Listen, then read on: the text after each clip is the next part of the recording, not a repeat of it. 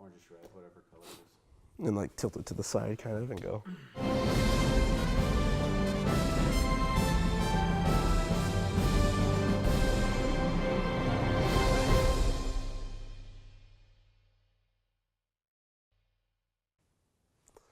My name is Ricky Gamino, and I will be speaking on Jacques Cousteau, the French man who is considered the father of oceanography. Now, Jacques Cousteau was born on June 11th, 1940. Dang it, messed up. Okay. He was born on June 11th, 1910, in Saint-André-de-Cubzac in southwestern France, to a mother and a father. Jacques' early life was full of adventures, where he would swim a lot during the day, and he was a very curious little fella when it came to machines and technology. He bought his first video camera and took it all apart just to put it back together again. At the age of 13, he was sent to boarding school in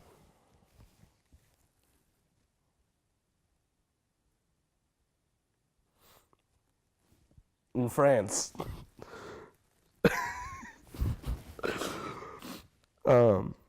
He joined the French Navy, and he graduated the Naval Academy as a gunnery sergeant.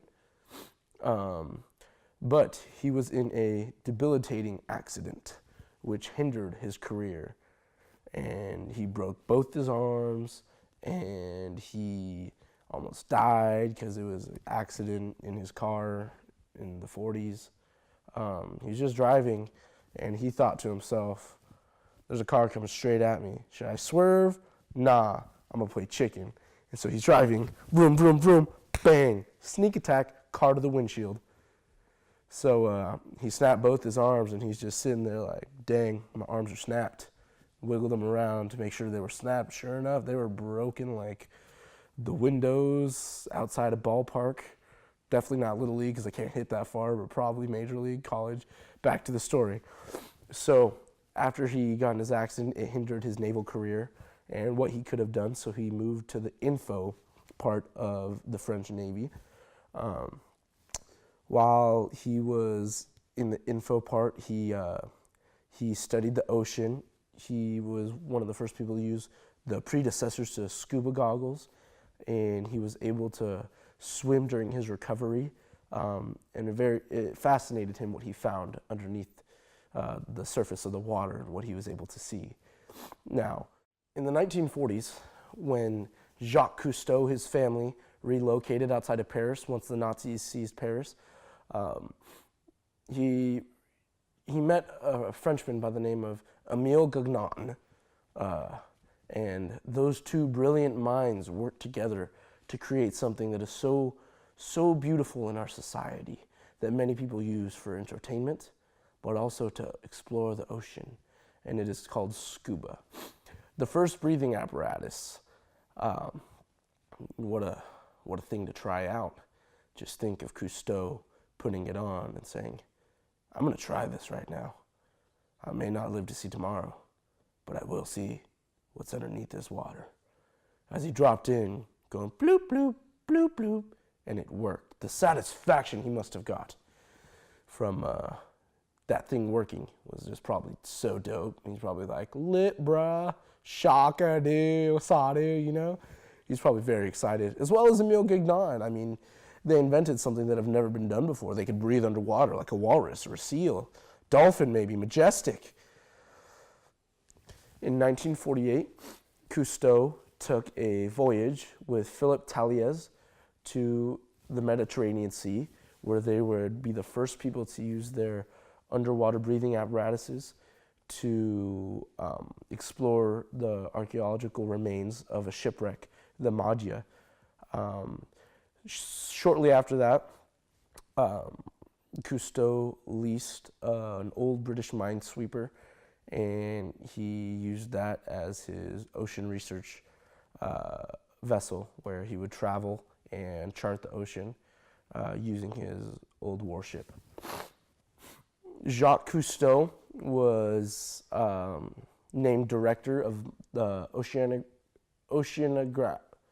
Oceanographic. How do you say it? Oceanographic? Oceanographic? Oceanographic. Oceanographic Museum. Okay. In 1957, Jacques Cousteau was named director of the Oceanographic Museum of Monaco, where he served until 1988, making Monaco a very famous site for oceanography. I really have to sneeze. But I find it back. Do you see the tears in my eyes?